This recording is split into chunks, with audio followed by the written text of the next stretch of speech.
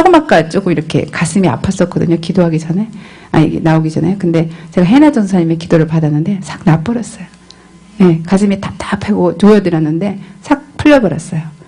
예, 하나님은 새 몸, 아까처럼 그 새 가족부대처럼 카이노스, 그건 또 카이노스란 뜻이에요. 카이노스의 그 새 몸을 허락하십니다. 새 육체를 주십니다. 아멘. 그리고 또한 많은 그 수많은 고아들을 바라보면서 정말 막막한 그런 상태였는데 기도를 하면서 주님의 눈을 보았대요. 그랬더니 주님의 눈이 액체의 사랑이 흐르는 것처럼 그를 바라보면서 내가 죽었기 때문에 너는 부족한 것이 하나도 없을 것이다. 그 음성을 듣고 나서는 그 액체처럼 흐르는 그 사랑의 눈을 늘 바라보면서 모든 고아들을 먹일 수 있다라는 그 확신을 가지고 이제 새롭게 새 몸을 가지고 이제 그 새 가족 부대가 되신 거예요. 예수님이 많은 그 흔적을 가지고 이렇게 상처를 갖고 계셨는데 나의 몸을 뜯어 먹으라. 우리 목사님 그 얘기 하셨죠? 그랬더니 그게 빵이 되더래요. 나의 피를 마시게 해라. 그때 그것이 드링크가 돼갖고 수많은 아이들을 지금도 먹이고 있다고 그렇게 말씀하셨어요. 하이디 베이커 목사님을 보면서 제가 하나 느낀 그 이미지는 그러니까 뭐냐면 한마디로 fearless, 단어로 영어로 말한다면 fearless, 두려움이 전혀 없는 완전한 용감한. 네, 그래갖고 love is victorious, love is fearless, love conquers. 사랑은 이긴다, 정복한다. 그것이 그분 안에서 이렇게 풍겨나오고 있어요. 그분의 이미지예요. 네.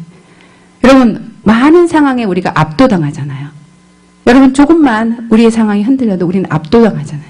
근데 그분은 그것을 압도해요. 여러분, 압도하는 분이 되십시오. 상황을 압도하십시오. 두려움 없이 압도하십시오. 우리에게 하나님은 넉넉히 이긴다고 말씀하셨어요. 너희가 more than conquerors. 네, 그것을 사시는 분이에요. 하이데문크. 그래서 저도 도전을 받았어요. 사실 저는 아프리카를 갔을 때 아프리카의 상황이 날 압도하더라고요. 나는 정말 믿음을 가지고 복음을 가지고 갔는데 아프리카의 그 상황은 그 쓰레기 더미에 수많은 사람이 먹을 거 없이 그런 상황은 나를 압도했어요.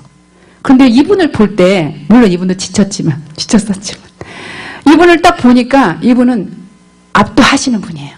상황을 압도하세요. 복음은 압도하는 것입니다. 복음은 절대로 압도당하는 것이 아닙니다. 여러분 압도하십시오. 예, 무슨 상황이 벌어지든 간에 저 눈을 똑바로 뜨고 압도하시는 여러분이 되시길 바랍니다. 예, 기대하세요. 그렇게 됩니다. 네, 오늘 보는 이 순간부터. 그래서 새 사람을 입으세요. 새 사람을 입으라. 정말 헌 사람이 아니라 옛 사람이 아니라 새 사람을 입는 거예요. 두려움이 전혀 없는 사람이 되는 거예요. 어떤 상황에도 정말 그 상황을 이길 수 있는 그런 사람이 되는 건데 이분이 또 하나 그 중요한 메시지를 주셨는데 뭐냐면 love the unlovely 하면서 love the person in front of you. 당신 앞에 있는 그 한 사람을 사랑하라. 그거 말씀하시더라고요. 왜 아프리카의 그 수많은 사람들을 보면서도 자기가 압도할 수 없는 것은 한 사람을 사랑하라고 하나님 나한테 불렀지 그 수많은 사람을 다 사랑하라고. 하지만 내가 한 사람을 사랑할 때 그 한 사람이 다른 사람을 안을 것이고 그래서 대륙 전체를 안을 것이다. 그렇게 말씀하셨어요. 여러분 우리가 수많은 믿지 않는 자들을 보면서 압도당하죠. 하지만 한 사람을 내가 품는 거예요. 내 앞에 있는 한 사람. 우리 가정 안에 있는 나는 주원이를 보면서 주원이 내 자녀를 보면서 나의 자녀를 끌어안는 거예요. 나의 남편을 끌어안는 거예요. 나의 아내를 끌어안는 거예요. 내 앞에 놓인 한 사람을 끌어안는 것입니다. 한 사람을 껴안는 것이에요. 그러면 그 한 사람이 다른 사람을 껴안게 된다는 거죠. 그 말씀을 주셨어요. 그러면서 모든 사람을 구하려 하지 말고 한 사람을 구하라고 하라. 우리가 전도 영상을 봐도 그 타이타닉 영상을 보면은 수많은 사람들이 빠져 죽어서 얼어 죽었잖아요. 그러면서 한 사람을 구하려고 이렇게 보니까 거기에 그 케이트 윈슬릿 여주인공이 살아서 이렇게 구했잖아요. 그러면서 거기서 하는 말이 모든 사람을 구할 수는 없지만 한 사람은 구할 수 있습니다. 예, 우리가 한 사람은 구할 수 있잖아요. 예, 그 마음을 품으라고 그 한 사람이 누구입니까를 늘 질문하는 여러분들이 되시기 원합니다. 예. 그래서 제가 어떤 자매를 만나러 가는 길이었는데 하나님께서 저한테 그래요. 너가 그 사람이 너의 전부인 것처럼 그를 대해봐라. 그러시더라고요. 그래서 제가 그분한테요. 제가 갖고 싶은 거를 드리고 예, 그 사람이 정말 나의 전부인 것처럼 그렇게 대해버렸어요. 어떻겠어요? 그분은 너무나 행복해 하셨어요. 너무나 달라지셨어요. 그분의 상황을 이겨낼 수 있게 되었어요.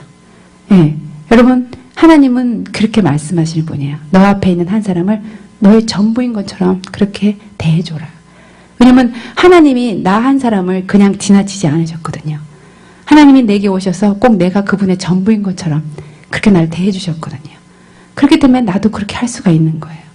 그 한 사람을 끌어안을 수가 있는 거예요. 나 한 사람 앞에 머무셔서 하나님이 날 닦아주셨고 취해주셨고 회복시켜주셨고 소생시켜주셨기 때문에 그래서 내가 다른 한 사람을 그렇게 해줄 수 있는 것입니다.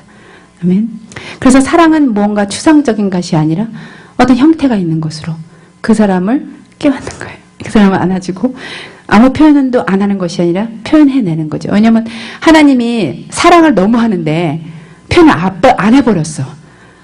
그래서 아무 일도 안 하셨어. 그럼 우리 어떻게 됐겠어요?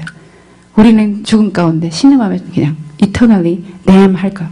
정말 운명, 영원한 운명, 그 영적 암울한 운명 가운데 죽었을 거 아니에요. 하지만 하나님은 그의 사랑을 표현하셨잖아요. 그래서 우리가 살 수 있었잖아요. 그것처럼 하나님이 그러하신 것처럼 우리도 그렇게 할 수 있는 것입니다.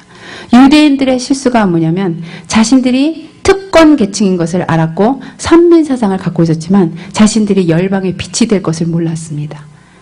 그것이 실수였어요. 우리도 기독교인으로서 내가 선택받은 자고 내가 특권을 누린다고 하지만 내가 다른 사람에게 빛이 되지 못할 때 그것은 실수하는 것입니다. 미국이 실수한 것입니다. 미국은 선민이에요. 하나님의 특별한 사랑을 받은 나라예요. 하지만 이 나라가 하나님의 그 빛을 열방 가운데 비치지 못했을 때 그것은 심판이 오는 것입니다. 그리고 하나님의 선택한 백성이 죄를 지을 때는 더 큰 심판이 임하는 것입니다.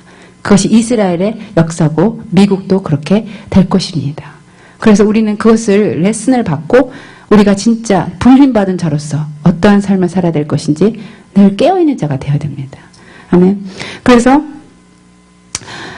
기독교인들이 돌감람나무예요. 참 감람나무인 유대인들도 아끼지 않은 자가 우리가 만약 잘못한다면 돌감람나무도 그냥 제쳐지는 것은 아무런 노력도 없다. 정말 그렇게 바울은 말씀하시잖아요.